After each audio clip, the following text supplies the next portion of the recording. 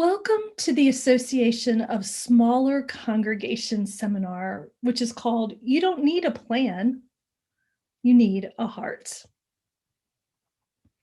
In this strange new world, plans change, don't they? So during this time together, this time that will be broken up into various segments that you can use in your congregations or sessions, during this time together, we'll lean into what it looks like to be courageous and compassionate disciples. And we'll remember that God gives us everything we need to do the mission and ministry to which we are called. We'll also share stories to encourage one another. And we'll look at ways in which congregations and presbyteries can grow together in committed partnerships as we witness to the good news of Jesus Christ. Grace and peace to all of you. My name is Deb Tregaskis, and it's a delight to be here with you. I serve as the executive presbyter of Flint River Presbytery in Southwest Georgia, and I've served small churches and small campus ministries for all of my ministry, more than 25 years. For the last 5 years, I have been serving as in this particular role in a small church presbytery. 81% of our congregations in Flint River have less than 100 members, and 58% of our congregations have less than 50 members.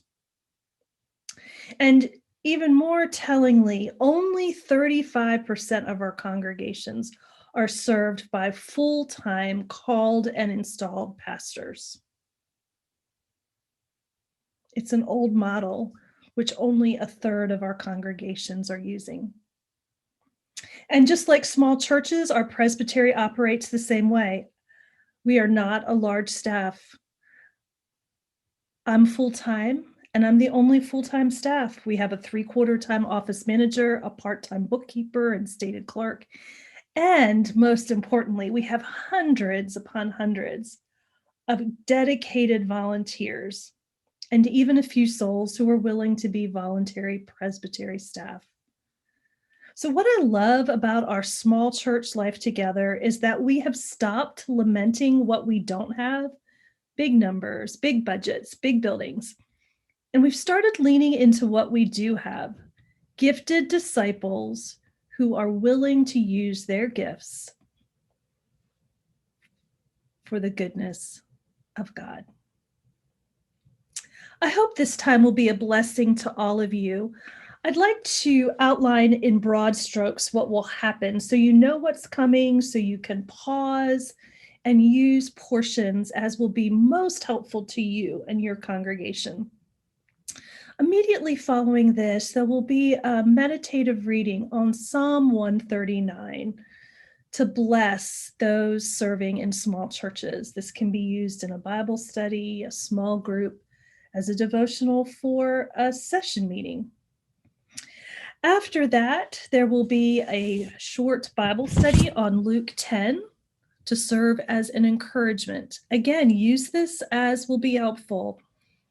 And after that, there will be some more resources shared about the roles of elders on sessions to help us think how we lead. There will also be a 30-minute interview with a colleague of mine, Ralph Hawkins, who serves a congregation here in Flint River, but who for 5 years served in a small church presbytery, Shenango Presbytery in Pennsylvania. And together we'll reflect on some stories of the ways in which we've seen God at work in small churches. Finally, to wrap up, there will be one more period of conversation and reflecting, another tool that you as sessions or Bible studies or small groups can use. So by the end of this, you should have 5 different resources to use in a variety of ways. And if this all goes as I hope, you will have those resources in PDF format and they will be joining these links when you receive them. So, saints, grace and peace. Let's dive in to Psalm 139. Friends, hear these words from Psalm 139. I'm going to be reading different verses as a way for all of you as individuals or as a group to reflect on the ways in which small church is blessing. Hear these words. O Lord, you have searched me and known me. You know when I sit down and when I rise up. You discern my thoughts from far away. You search out my path and my lying down and are acquainted with all my ways.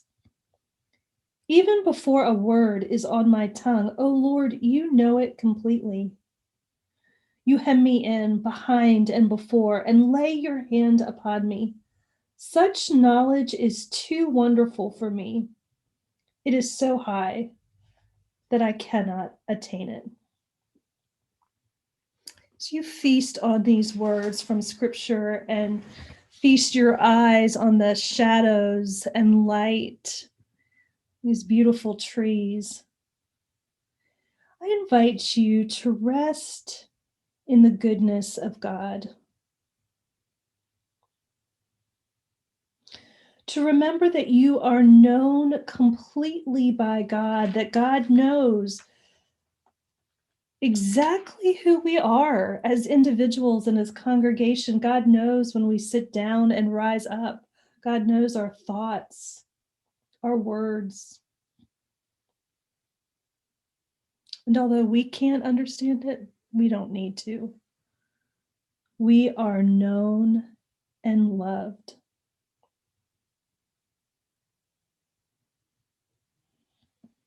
Take a moment again to rest in that good news that God loves us as we are. As congregations, we sometimes assume that perfection or production is what it will take to guarantee God's love, but that's simply not the case, is it? God loves us as we are and pulls us to be better than we could ever imagine.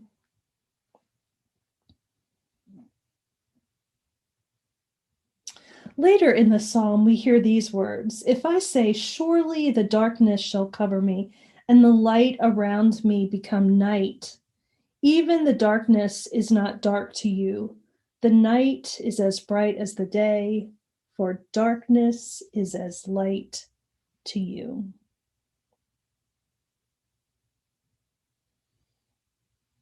In the midst of the hard places, the shadowed and shaded places of our lives, God is there. Whatever struggles we may be having as congregations, whatever difficulties, God is there. The darkness is not dark to God. The night is as bright as day. Darkness is as light to God. When we can rest in our belovedness as congregations created for a unique purpose in our communities and towns, we can rest in the assurance that every struggle, every disappointment can, by God's grace, become a learning, that we may be bright reflections of God's love. Because indeed, as the psalmist says, I praise you, for I am fearfully and wonderfully made. Friends, our congregations are, in fact, fearfully and wonderfully made. May these images and these words encourage you and empower you to trust that God has given you everything you need to do the work to which you have been called. Holy One, bless these souls as they listen and learn, as they pray and prepare, as they do the work of the kingdom in their communities and towns. Bless them and send them forth. Amen. Welcome back to this portion where we'll be thinking about small church, large heart, as we reflect together on Luke 10. Feel free to pause at any time so that you can think and discuss together as a session, a Bible study, or a small group. I'll be reading several verses and unpack them, pause, and read some more. So join with me as I read from Luke 10, verses 1 through 3. After this, the Lord appointed 70 others and sent them on ahead of him in pairs to every town and place where he himself intended to go. He said to them, "The harvest is plentiful, but the laborers are few. Therefore, ask the Lord of the harvest to send out laborers into his harvest. Go on your way. See, I am sending you out like lambs in the midst of wolves." Whew, there's a lot there. First, I want you to pay attention to the fact that we are called to go ahead of Jesus, to prepare the way for him so that he may be received. In other words, we don't stand back as disciples and wait for Jesus to do it for us. We leap and then we look. We let love lead us. And it's not easy. Lambs in the midst of wolves. Be at peace about that. If you want to take a moment to pause and talk together what it looks like to go ahead of Jesus in your communities and towns, to make a way for Jesus, take a moment and pause and talk about that.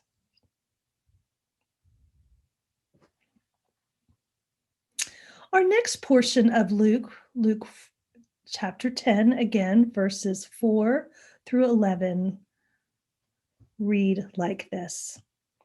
Carry no purse, no bag, no sandals, and greet no one on the road.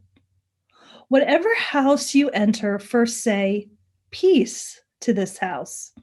And if anyone is there who shares in peace, your peace will rest on that person. But if not, it will return to you. Remain in the same house, eating and drinking whatever they provide, for the laborer deserves to be paid. Do not move about from house to house. Whenever you enter a town and its people welcome you, eat what is set before you. Cure the sick who are there, and say to them, "The kingdom of God has come near to you." But whenever you enter a town and they do not welcome you, go out into its streets and say, "Even the dust of your town that clings to our feet, we wipe it off in protest against you."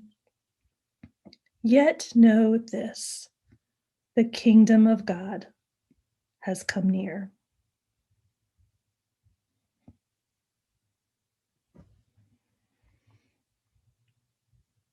Let's think about what we just read. Carry no purse, no bag, no sandals, and greet no one on the road. So don't get bogged down. Travel light. What does that mean for us as disciples? Well, it means we have to be able to move easily and readily for the sake of Jesus' mission and ministry. If we see a need, are we ready to go and meet it? That's a hard claim, isn't it? A hard challenge. Because we all get bogged down by so many things. Internally, we get bogged down by shame, guilt, fear. Externally, we get bogged down by buildings and budgets. We either have too much or we think we have too little. I think traveling light is a way to say, don't get bogged down with all of that internal negativity or those outer trappings that hold us back and make it hard to move easily among our neighbors and communities. No purse, no bag, no sandals, no greeting along the road. Travel light. Don't get bogged down with internal or external negativity. I love the part about don't loiter and make small talk. There's the old expression that if all you have is a hammer, then everything is a nail. So if we don't know what we're called to do, then chitty chatting, conversing with everyone in your path that you meet, that makes sense. It's a little bit like throwing paint on a wall and you hope that something beautiful will land.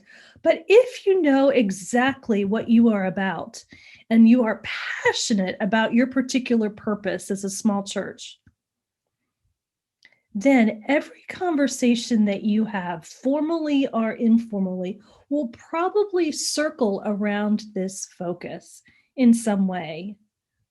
Maybe you're inviting somebody to join with me. Maybe you're excitedly telling somebody about it. And if folks want to come along, peace. But if not, the gospel tells us, don't impose, move on. Gospel also says, stay at one home, eat 3 meals, even if it's not the best cook, right? Remain in the same house, eating and drinking whatever they provide. So it doesn't mean it has to be an amazing, delicious, savory meal. Be committed to the continuous art of building relationships, not the constant and self-serving and even sticky skill of opportunism. One builds trust and the other erodes it.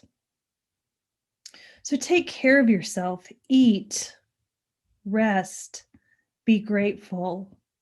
Our health will help us prepare the way for Jesus. And if you're not received somewhere, let it go. Don't let difficult moments define your movement, your ministry. Sure, brush the dirt off your feet, brush away your disappointment and sadness, but give thanks that our fruitful ministries do not depend on unmitigated success. Thanks be to God about that.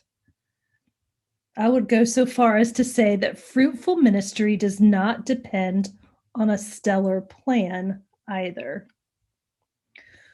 Fruitful ministry depends on clear-eyed love.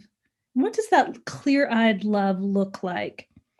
I think it's a love that is certain about what you do bring to the table, your gifts, your struggles. It's also a love that is generous and humble in stance. You're willing to listen and learn, willing to take the slow and measured time needed to grow relationships and to build networks of trust and collegiality so that broader outreach can occur.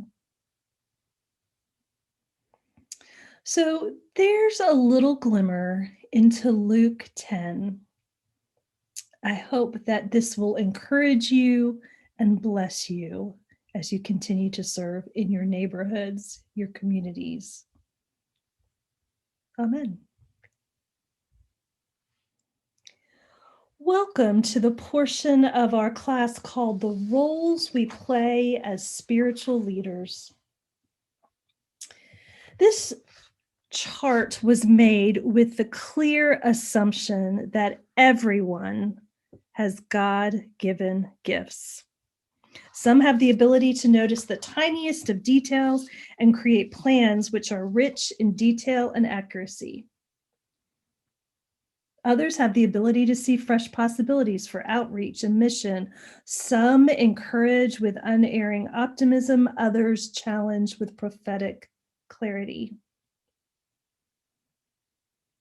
At our very best, we trust that every voice matters and something unique and important is brought to the table with every single voice. But at our very worst, we see each other as competitors and we strive to diminish the authority of one another. This chart is designed to recognize the various gifts that people bring to the table. And it is also designed to show how our emotional states influence our leadership mindsets. So if we come in terror and fear and anxiety, seeing each other as competitors rather than collaborators, then surely we will move towards death. But if we can come to the table with joy and wonder and creativity, certain that God has given us everything we need, no matter how difficult the conversations, how limited our resources, how hard our situations, we will end up giving birth to new possibilities, creating beautiful panoramas of projects and programs, cooking up great possibilities and exploring new ways to reach out to our communities. It's important to look that over together and talk it through, because when we're stuck in emotions which spiral down, such as terror, fear, and anxiety, risk is avoided, imagination ignored, and such mindsets will lead congregations to death. Because terror refuses to see the way in which God is at work. Control supersedes the Spirit. But when we are able to work through difficult moments and gain new places of trust, when communication and connection are bubbling up, these are intensely comforting and hopeful moments. But if we remain in these places of complacency or comfort or trust, or rather, if we remain in the places of comfort and trust, focusing on internal engagement without focusing on external mission, then we stay in a place of complacency where we are reporters and cheerleaders. We cheer each other on for the latest project within the church. We report on what we're doing. But we forget to drive as chauffeurs the congregation to fresh places for opportunities to serve. We forget to tell the stories of how God is pulling us beyond ourselves into our communities and neighborhoods. At our very best, we become transfigured by joy and wonder and creativity. And we remember that God doesn't have, we remember that God's church doesn't have a mission, but rather that God's mission has a church. Prior to this chart, there are several pages of a Bible study based on the story of David and Goliath. And they are designed to be used with this chart. And I hope that you'll find them helpful as you look at that familiar old story and think about, as leaders, what are the places in our lives? What are the armor, the pieces in our lives that need to come off? What are the stones we need to pick up? And what are the giants we need to fell? So, blessings to you on this next portion. May God guide your conversations and bless you with joy and new insight. Amen.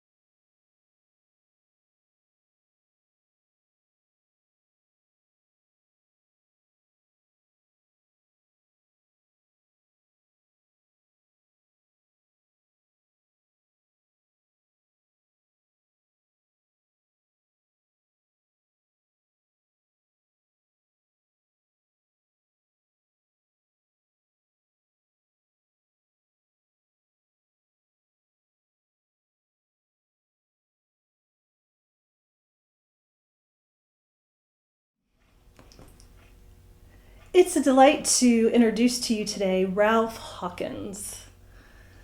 Ralph is a pastor in Flint River Presbytery. He's been a minister in small churches for more than 20 years. And before landing here in Flint River, about 2.5 years ago, he served as the executive presbyter for Shenango Presbytery. This is a lovely presbytery, similar to Flint River, in that it is full of small churches. Ralph, would you share with us some context to give us an idea about what Shenango is like and any insights that you might have about small churches in that area? Happy to, Deb. Greetings, saints. Yeah, Shenango Presbytery is a presbytery of 60 plus churches in western Pennsylvania, north of Pittsburgh.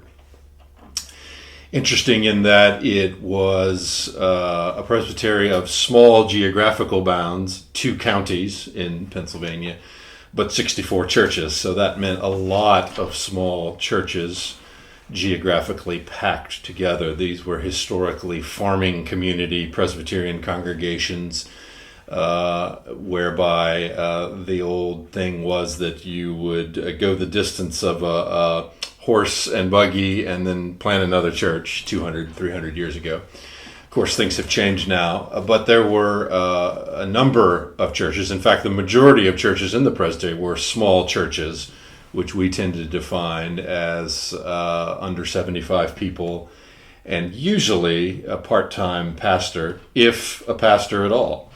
So in other words, in that presbytery, the normative church was small, and the normative church did not have full-time clerical leadership.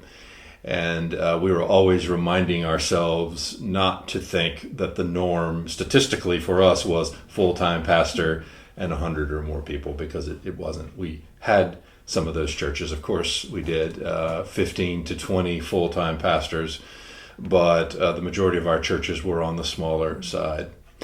And so as I had discovered as a pastor in churches of a smaller membership, I really enjoyed being executive presbyter, because the things that small churches tend to value were things that I value in ministry: relationships, community connection, less formality in terms of leadership structure and organizational structure, and more about who do we know and who's connected to whom and what's been the history of these relationships. And so it was fun to serve a presbytery that really was wired that way. We didn't care much about a big committee structure. We weren't very bureaucratic at all or institutional. We very much tried to work with the flow of that kind of culture. So it was a very enjoyable season of ministry in my life. And I really enjoyed sitting with those sessions and pastors and getting to know the communities where these churches were located. It sounds very similar to Flint River. Yeah, I think it is. Yeah. You've shared some powerful stories among your colleagues in Flint River about different small churches in Shenango. Would you share several of those with us as we think about, as you've said earlier, the celebrations of a small church, the gift of relationship, the gift of community engagement, less bureaucracy? If you have a couple of those you could share with us to help us celebrate the small church, that would be really helpful. Yeah, sure. It's something I've thought about a lot, and I think that verb, celebrate, is very important. I think there's a lot to celebrate in small congregations. We certainly don't want to romanticize. Every size, type, setting has its light and its shadows, but I do think there's a lot to celebrate in being smaller. I can remember sitting with a session of elders in one of our smaller membership churches, and it was time to look over their annual contract with their part-time pastor. And in the process of talking about that, I sitting with them as their executive presbyter, somebody sort of just almost instinctively said, well, it sure was nice back when we had a full-time pastor, which had turned out to be about 10 years since then. And somebody else said, yeah, that was good. It was good to have a full-time pastor. And there was a sort of a shared lamenting that I remember thinking felt old. In other words, it felt like a story they had told themselves for a while, right? And I just listened. It wasn't my part to make judgments about their own story. But then there was a kind of pause in the conversation. And one of the elders spoke up and said, though, as I think about this church and the last 10 years, he said, our elders and our members have never been more involved in the ministry here. And I thought that was a startling observation. And then all of a sudden, people started telling the stories of persons, often elders, so official leaders, but not always, who had stepped up and leaned in over the course of the last decade. And suddenly what had begun as a lament of a very familiar small church refrain, oh, if we just had a full-time pastor, this elder helped turn it upside down, or you really might say right side up, and took a different vantage point and said, but you know what? In some ways, this has been really good for us as a congregation if you want to be the kind of congregation that values involvement and ministry, shared leadership, people stepping up and playing their parts with their gifts. And that was a powerful thing to witness. It was nothing you could have staged. And again, I want to make clear it was no magic of me being there. It just was a really privilege to watch a group of elders begin in lament, but then appreciate that God had really been up to something in their midst, and what seemed like loss actually was opportunity. And that really taught me a lot about the power of perspective, really in all churches, but I think especially in small churches where it's very tempting to be hard on ourselves. We're not what we once were. Or maybe we've never been large. We don't have this, we don't have that. But I think to practice ways for elders and other leaders and members to practice ways to celebrate what gifts you do possess and what opportunities are present is always a good discipline. And it is a discipline. It's something you've got to choose to do. I think the more natural default for many of us is to sort of think about what we're not, what we're missing, what we wish we had. That can be holy work too sometimes.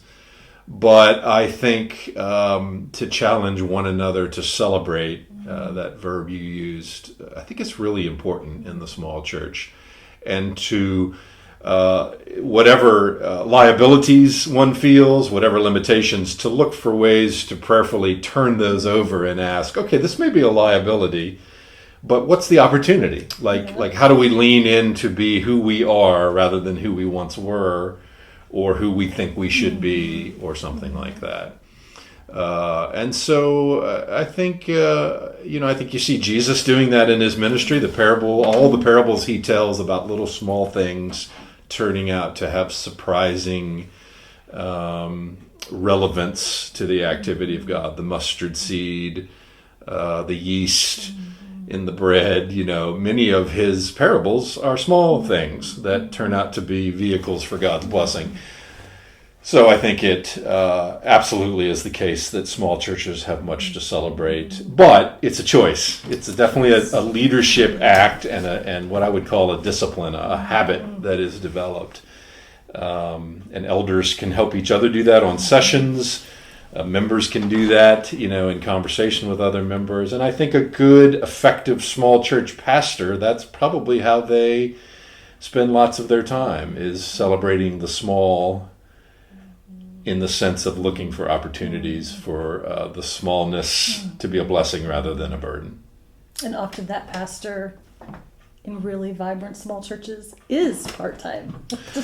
That's right. And what that conversation, simple as it seemed, also taught me is that to be quite candid, and I've said this in other places for years, I think the normative model of full-time pastors is ambiguous historically.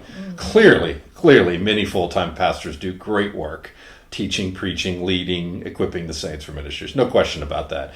But I also think that being the normative assumption about what it takes to be a church is a very big hindrance, and that is not always borne out historically. What this little church had discovered without knowing it is that a part-time pastor forced them, or we might say invited them, doesn't have to be a negative, to find ways for their people to step up in leadership and ministry and discover gifts and opportunities that actually might not have presented themselves under the pastorate of somebody who was full-time, because the great temptation, I think, of full-time pastors is to do everything and cover every base and fill every hole and to feel as though they're, quite frankly, earning their keep. And this church, I think, what was so joyful for me was seeing these elders really wake up to the reality that in some ways they had never been more vibrant, precisely because part-time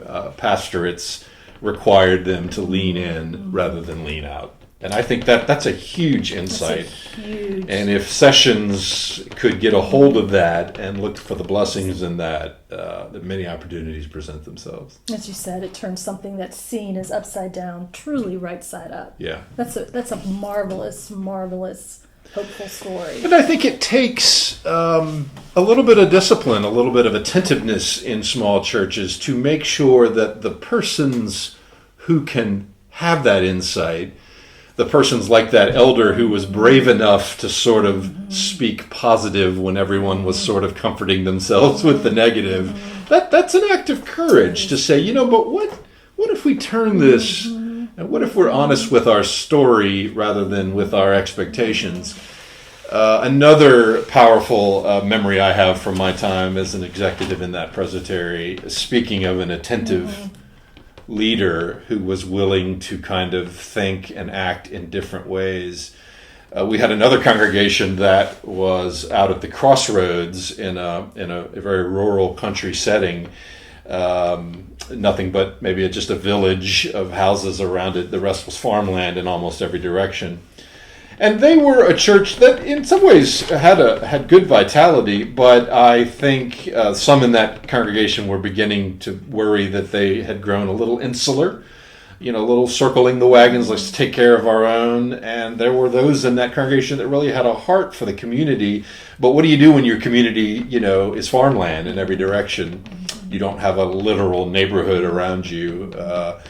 Well, there was a woman in that congregation who worked at a residential boys' home that was probably 15, 20 minutes down the road in a small town.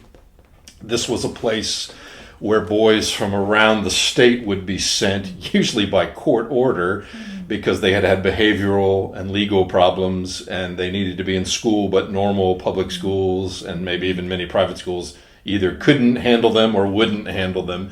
So it was a community of boys with lots of challenges and problems. Well, she was on the staff there, and the boys lived in residential cottages that were overseen by like house parents, basically. And she became aware of the fact that many of the boys longed for what you might call home cooking, institutions and their food. It's not always maybe the tastiest food, and boys are perennially hungry. So this woman keyed into that, and what I celebrate about her was her willingness to, again, not just comfort herself with the familiar of her congregation, but being attentive to opportunities and ways that they could help out. So she came back and really challenged her peers in her own church to consider making meals for these boys once a week. Of course, there's lots of details to the story about how they got that to be possible and what they had to work out. But the basic testimony was that they began on Friday evenings bringing home cooked meals to some of these cottages where the boys lived. And you can imagine that there was a great deal of pushback on the idea. Was it safe? Was it allowed? Is there liability? That's always a perennial question, I think, for congregations these days. There was just really dozens of good reasons why this was a bad idea. But she really persisted, which I think is also a necessary discipline in celebrating and working with your gifts rather than against them, is persistence. And anyway, several members of the congregation bravely stepped up and brought food. And I can remember them telling me stories about how nervous people were, bringing the food to these cottages and sort of like, am I going to be okay? Or here's the food, and then let's get out of here as quickly as I can. But what began to develop was a little bit of relationship. There was a discovery at some point that some of the boys enjoyed playing board games. Well, Presbyterians know how to play board games, many of them. That led to not just dropping off the food and bolting, but actually coming in, spending time with these boys. And suddenly the involvement of the congregation began to grow as word got around that it actually was not only safe, but enjoyable. The second chapter of this story that I think is illustrative for all of us is that in developing some relationship with these boys, there was a discovery that many of them played basketball for the school's team.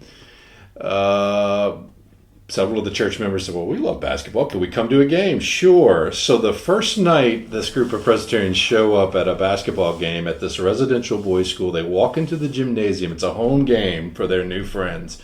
They walk into the gymnasium, and I remember them telling me that they looked to one side of the gymnasium to the visitor side, and the stands were full of parents and grandparents, everything you'd expect at a high school game. They looked to the home side, and there was nobody. Nobody was in the stands. Now, partly that's because these boys had come from all over the state and their families weren't local or whatever, but we all know it's more than that, too. These aren't necessarily the kind of kids you'd take time to root for. And what I remember thinking as I heard these stories was that moment at the doorway of that gym changed that congregation, which, let's remember, is a good 15, 20 minutes down the road, because suddenly you had a group of Presbyterians who had caught a vision for ministry that they never could have come up with sitting in a committee meeting or hiring a consultant to do a long-range plan or getting the presbytery to come in with evaluative tools and skills. It's all good, except it doesn't often lead to much fruit, actually.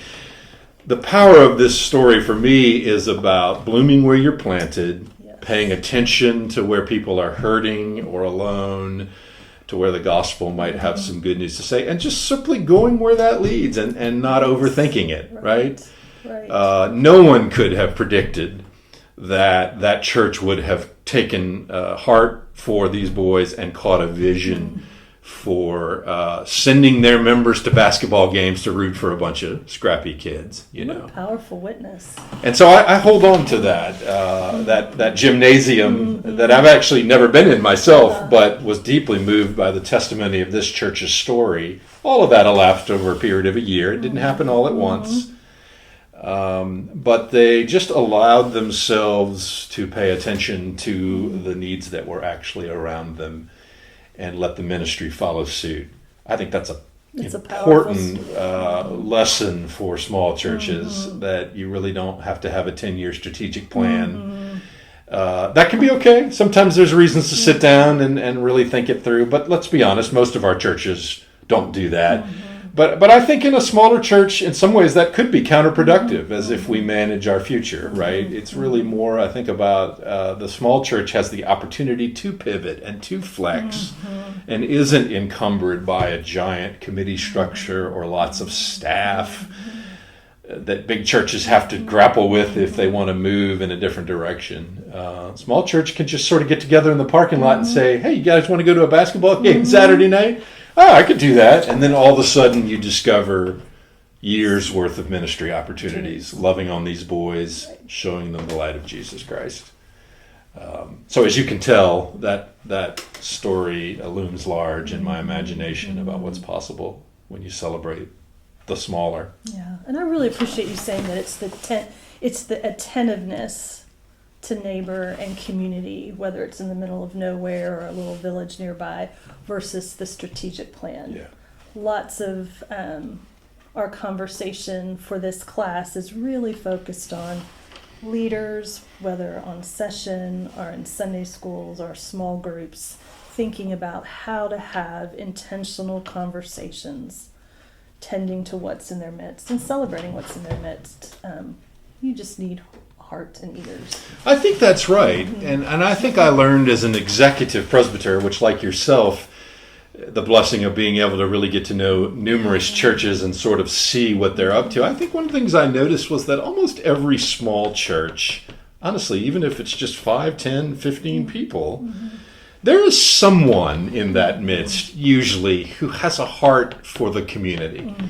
I just think it's almost inevitable. I almost think maybe God in God's providence puts those people even in the smallest of fellowships.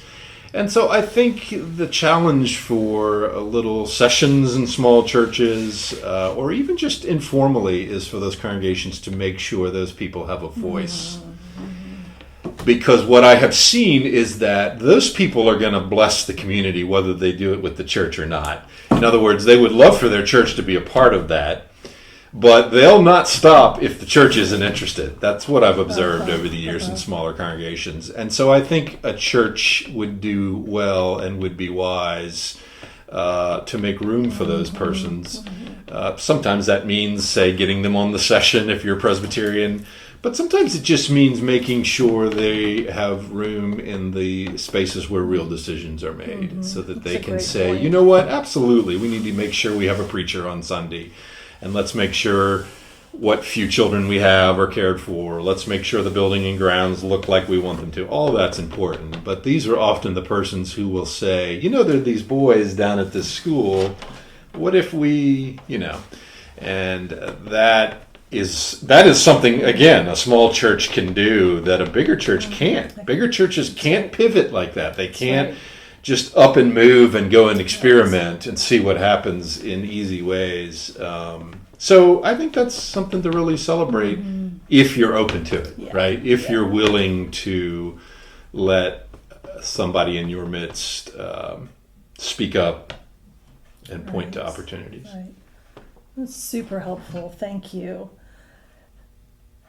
Can you share with us, so many of our small churches, we continue to lift up the idea of celebration because so often all of us in small churches are mired in this sense of loss, should have, could have, and we forget to see, again, what we are doing. You had shared recently a beautiful story about a little church lamenting that they had really no ministry and they were thinking about closing. Would you share that story about how together they began to recognize that they were doing some powerful things? Yeah. Yes, something I think about a lot. And again, it's sort of about perspective and letting go of stories we tell ourselves that may or may not be true, but certainly don't help us. So, yeah, I can remember getting a call, a group of Presbyterians asking me to come out and talk with them because they were beginning to think it might be time to close the church. This was another rural church, literally out in the middle of a field, but actually in the 60s, because the original building had burned, they built actually a pretty modern, functional building. And so they had a living memory of a time when that building was full of Boy Scout troop and kids clubs. And so this would be the late 60s, 70s, maybe even into the 80s. But these days, when this story happened, everyone was a senior citizen. The congregation, kids had grown, moved, had kids elsewhere. And so there was not that sort of natural replenishment cycle that some churches have been able to count on. And so they felt as though there was not anything left for them to do. And I remember sitting down with them and just sort of asking them how things were, and immediately they offered a litany of what they weren't doing. Well, we're no longer doing this. We're no longer doing that. And basically, the only thing they saw themselves doing was Sunday morning worship, which of course is not nothing, but in their mind it had shrunk down over 30 plus years to simply that.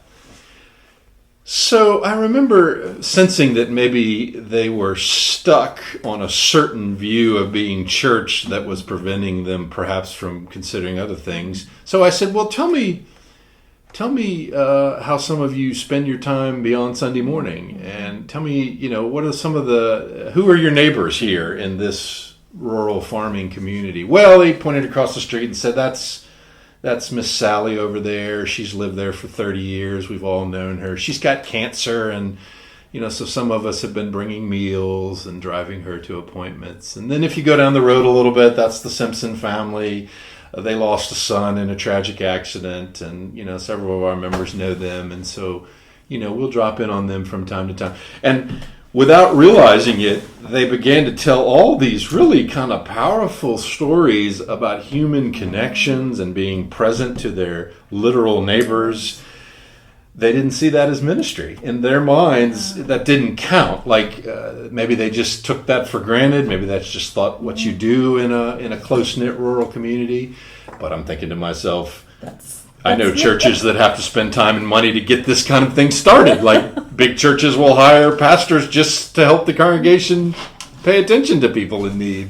And here you are, even in your aging years, ministering to the community around you.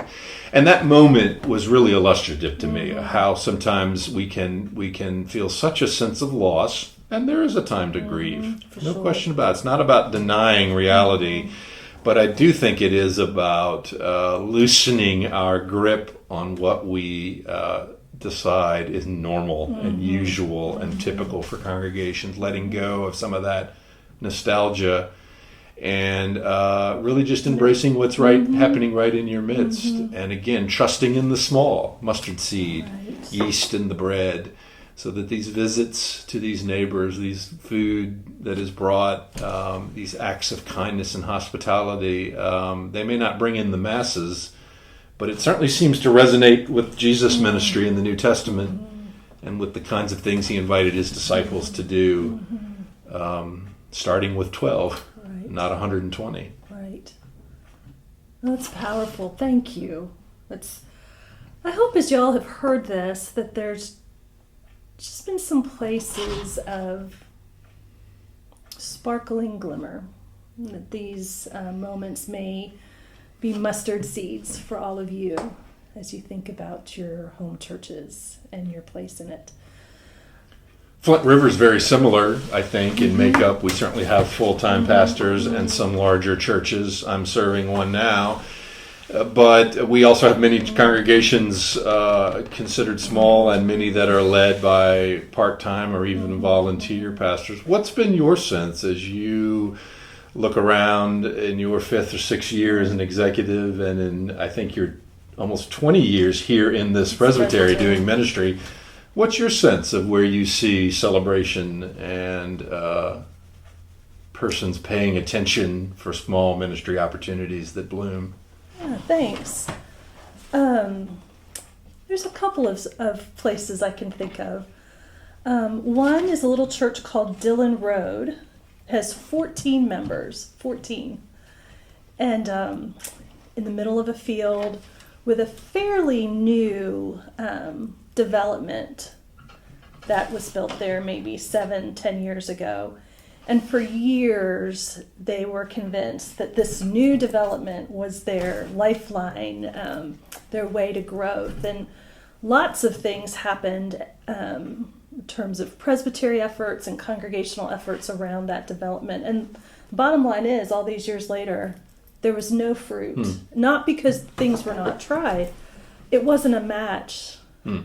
But in the midst of conversations, there was this beautiful moment one day when, again, very similar to the stories you were telling, the congregation was lamenting that nothing had ever happened with this. And in the midst of it all, they remembered who they did have in their midst. And who they had in their midst was a little scout troop with 20 little boys that no other church would house because very similar to the boys that were in the home. These were the kids and families that were not considered the best and the brightest. So the scout troop had a hard time finding a home. 20 little boys that were coming every week to this church, often with at least one parent, if not two, and sometimes the little siblings. So that little church was packed easily with 40, even 50. Wow. And so they began to see that as a whole new ministry. And we lovingly call them the Scout Church. When the congregation began to think about how can we bless these boys. And as you can see, the membership has not gone off the charts. But I think the congregation was less than 10 several years ago. But the bottom line, it's not about numbers and it's not about money, But it's really about these little boys and their families have found a place. So that's one lovely story where a congregation stopped lamenting and really paid attention to who God had brought right into their doors. That's one story. Another story about deep attentiveness. A little church, it has 24 members. Fort Gaines, it's a retirement community, and is full of retired professionals, many whom are doctors, and aging and slowing down substantially. Many of their members are easily in their 80s. And what has been beautiful in this tiny little congregation is that these retired doctors have maintained deep connection with a medical school not far away, and it's Mercer Medical in Macon. And over time, a lot of prayer and work, the congregation has basically gifted a portion of their building and grounds to be used by Mercer Medical for students that are in training, so that they can come to a very rural place where there is not a lot of medical care and practice and learn and grow. And so again, it's not as if this congregation is experiencing miraculous growth. That's not what this is about, again and again and again. It's about being witness to the goodness of God in Jesus. And it's been a delight because this congregation is full of wise souls who want to use their resources well, and are very tuned in to the difficulty in receiving good medical care. And so that's been another beautiful, beautiful connection. I can think of two more stories. Another congregation has just a little more than 50 members. This congregation is not as remote and rural as the former two, but in a little neighborhood. And a beautiful facility and a huge parking lot. And at some point, the congregation is called Westminster, had their parking lot redone, and it was a sight to behold. It was beautiful. And they're also right across the street from a school. And for years, the congregation fussed about the fact that the school pickup line would end up sweeping over off the road into their brand new parking lot. And so it was a source of contention and division and conflict. And again, by the grace of God, little steady conversations, mustard seed moments, the congregation began to see that concrete parking lot was not theirs, but it was a gift from God to be shared. And so just in the last couple of years, that parking lot has now become a place for ministry. They have goodie bags that they prepare, and when school starts, members of the congregation are there with goodie bags, giving to each car, welcoming them to a new year. And one of the fun things that has resulted in that is they really have developed deep relationships with the school itself, which is right across the street. And the church has begun offering some music lessons, some guitar lessons, I think some kazoo lessons. I mean, just really fun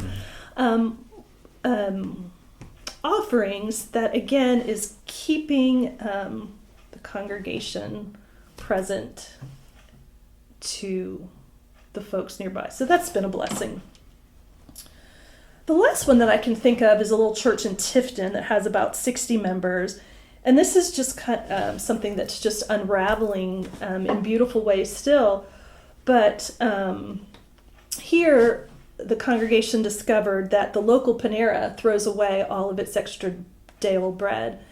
And they approached Panera about having the bread as an act of ministry and sharing it with the local community college that is just several miles from the church. And so they have begun taking the leftover food, the leftover bread, sometimes cookies, to the students and the faculty and the staff at this little community college. And again, no huge miraculous moments. I want to be very clear. This is not about getting new members and getting a big budget, but it's about folks recognizing, as Ralph has said, opportunities to share the love of God. And that's been beautiful to hear the stories about students making connections, driving by and going, oh, I didn't know what that was. That's a church. So that's just another way of a congregation thinking creatively, again, about something that was going to be tossed, and using it for good. So those are the stories that I have off the top of my head. Yeah, so I hope those will encourage all of you. Do you have any final thoughts or? One of the most interesting stories in the Gospels to me is the 10th chapter of Luke, where Jesus sends 70 of his followers, his students basically, his friends, ahead of him. What he actually says is, I'm sending you to places where I myself intend to go. I think it's really counterintuitive. I think we're all very familiar with the idea of Jesus leading and we following. We use that language precisely because of the Gospels, followers of Jesus, literally following him in his earthly ministry, but we even in a spiritual sense, following his example, following his lead. But here's an example in Luke 10 where he actually sends them out ahead of him.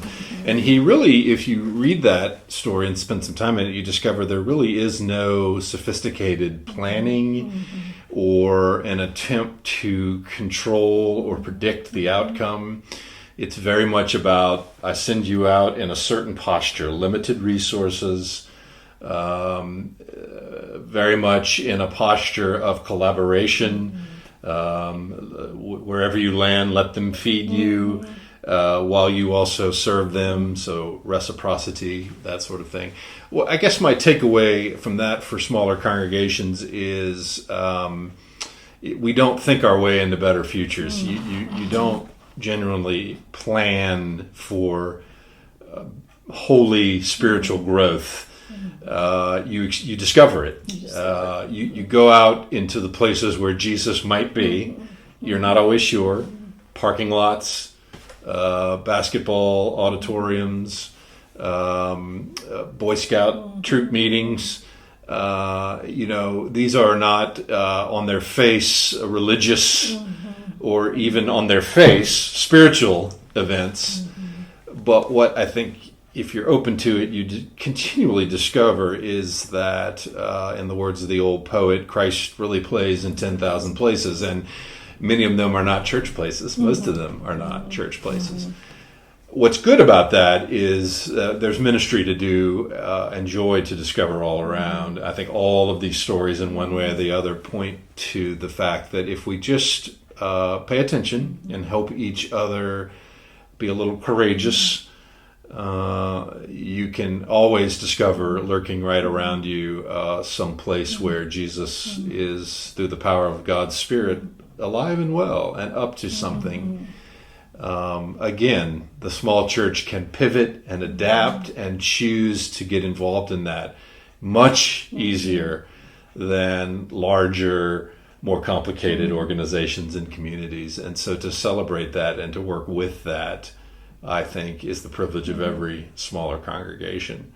And whether a pastor helps, hopefully a pastor can help do that. But I'm also going to say, based on my experience, it's often not the pastors who have the eyes and the courage to see what's going on in the community. Members of a church, particularly if they've been in that community a while, they know the relationships, they know the networks, they know the places of hurt and brokenness and opportunity. And so it often, frankly, takes a deacon or an elder or a member on an outreach committee or even just an ordinary person on an ordinary day paying attention for those moments and inviting a few others to come along, see what happens. Maybe nothing, but maybe everything. You don't ever know till you get there. And that's hard for us Presbyterians. We like to plan. We like to have our budgets. We like to know what the next year will hold. You know, we're decent and orderly people, and there can be a lot of good in that. But Luke 10 is really a nice reminder that in that sense, the kingdom of God is not orderly. It is not. In the sense that you can decide your way into it. It's really something you discover. And there's joy in that. Oof, there's great joy in it. Even if it also takes a little courage to lean into it. Thank you. My pleasure. Yeah. Well, here's to courage and joy and discovery. You'll find throughout this time that there are a number of resources that we're offering. Ralph mentioned Luke 10. There will be a Bible study about that, as well as Psalm 139, and some other exercises, again, that are designed not to help you plan, but to help you rest in Jesus' great love, and to help you come together as a community and discover what God has in store. So blessings to all of you. May you celebrate the goodness of small.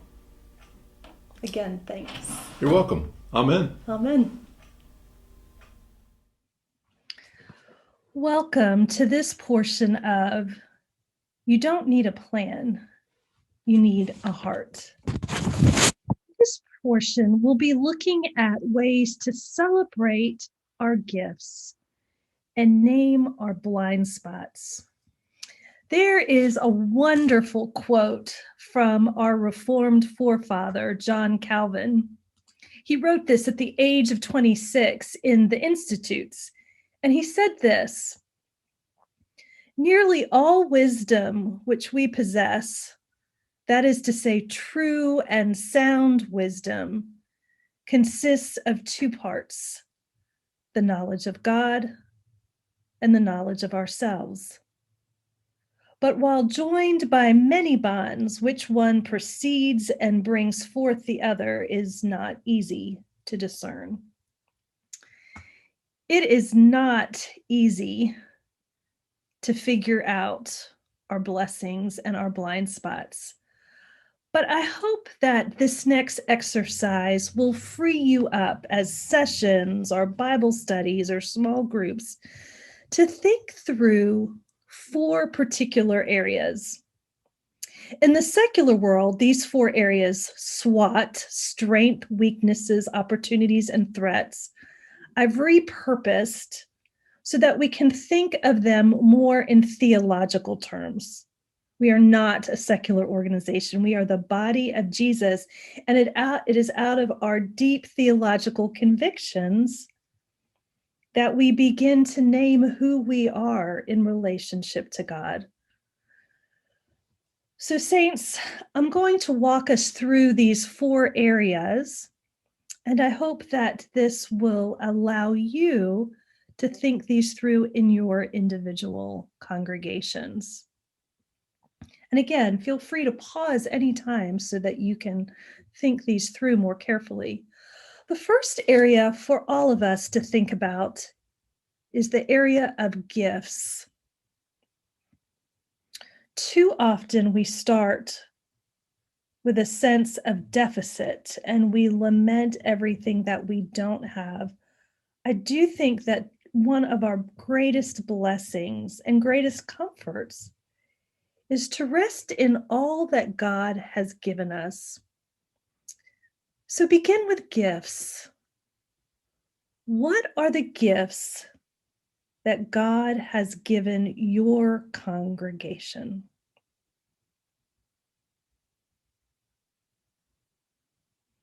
Take some time to name everything you can think of that are holy gifts from God. Maybe they're tangible, finances, buildings. Maybe they're intangible, hospitality, friendliness, a sense of mission. Drill down on each of these gifts. Be as specific as possible, rather than just saying, we have a great trust fund. think particularly what that trust fund is used for, or that endowment. And in the intangible ones like hospitality or friendliness, think about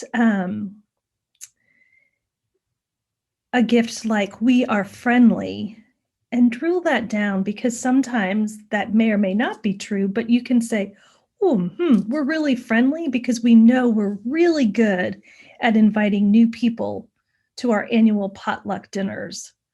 Or we really know how to throw a great Easter breakfast. Drill down and be as specific as possible about the gifts that God has given you. And keep them coming.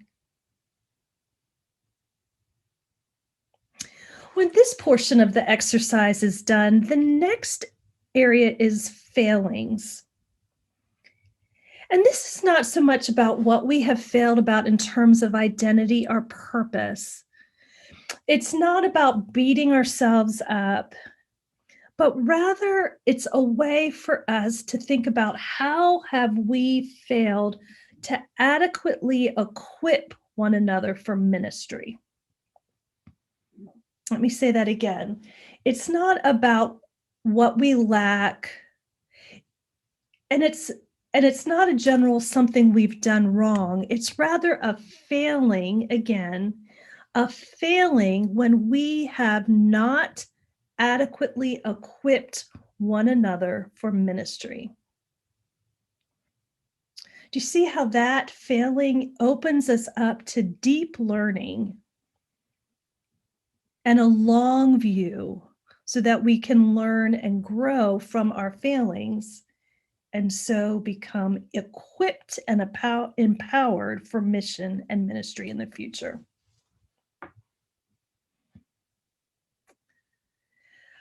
An example of this harkens back to my days as a young pastor in a small Southern church. And we had weekly Wednesday night suppers. And after several years, a group in the congregation, our mission committee, decided with me that it would be wonderful to do an outreach on Wednesday night for children in the local projects. And so after a summer of deep and intensive work recruiting volunteers, we began an outreach ministry. We had drivers pick up about 10 to 12 kids every Wednesday. We brought them to the church. They had table parents. They ate a wonderful meal. And then they gathered for choir and crafts and Bible stories with the children in our congregation. Sounds amazing, doesn't it?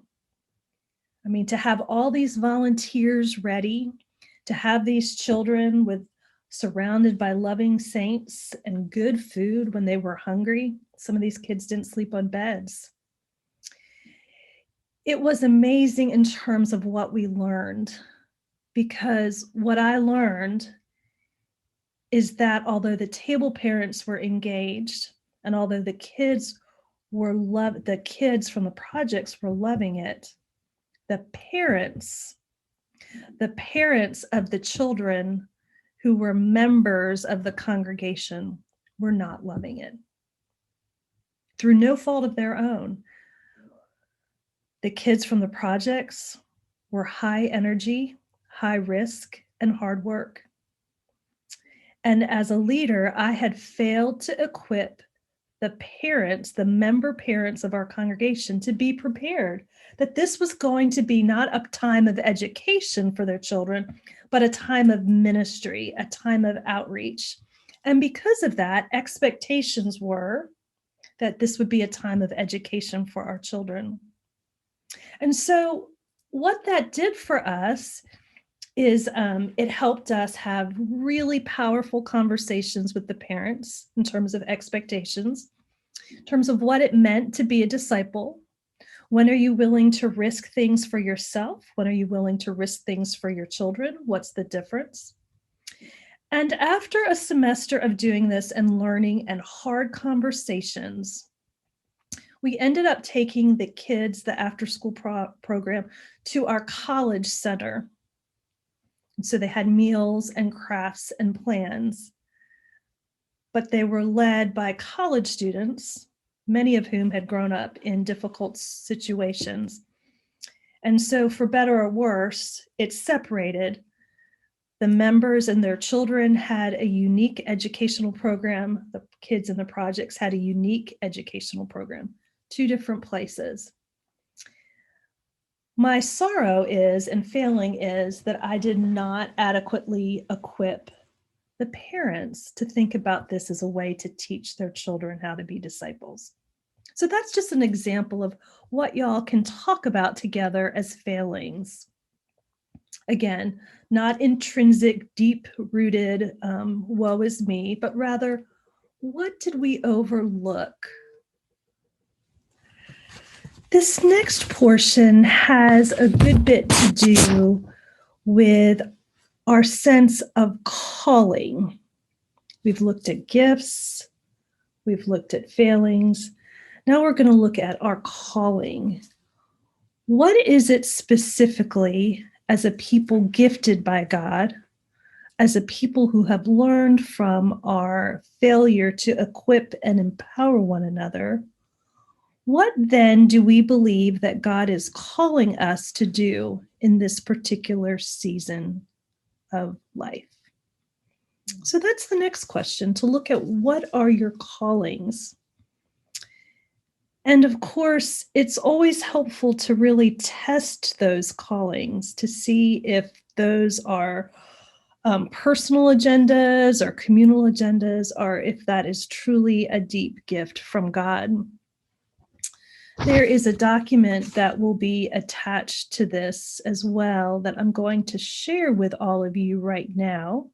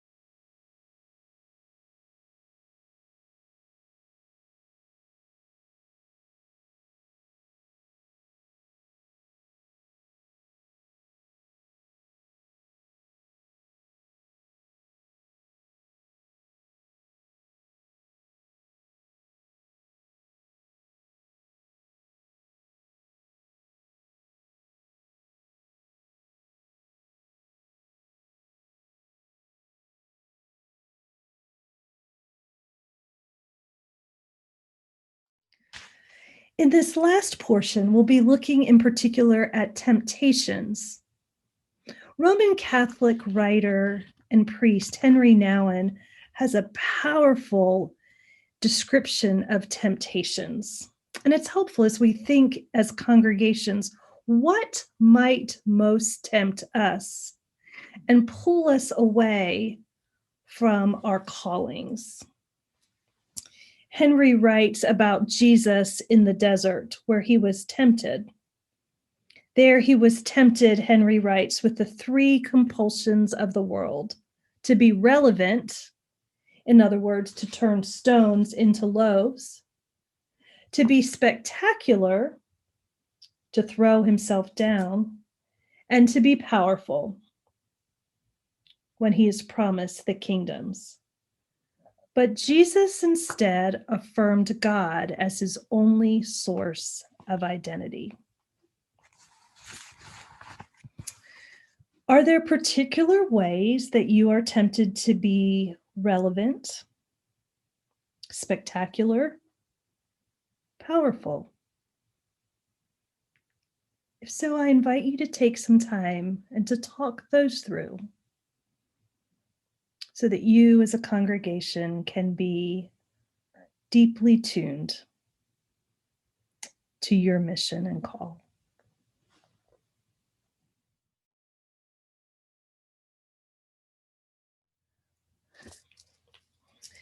As we wrap this up, I'd like to turn your attention to something that's included in your resource packet that's called a neighborhood exegesis. Neighborhood exegesis is a marvelous tool that helps you live out Luke 10. It invites you and a friend to go out by two and pay attention to your community, to ask questions, to discover needs, to look for possibilities where mission and ministry can happen.